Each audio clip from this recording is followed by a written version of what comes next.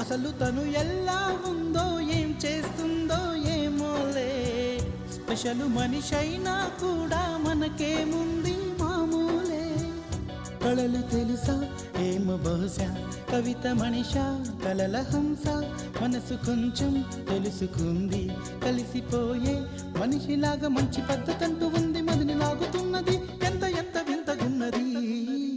వెన్నెల్లో hi hi మల్లెల్లో hi hi, వరాల జల్లే కురిసే,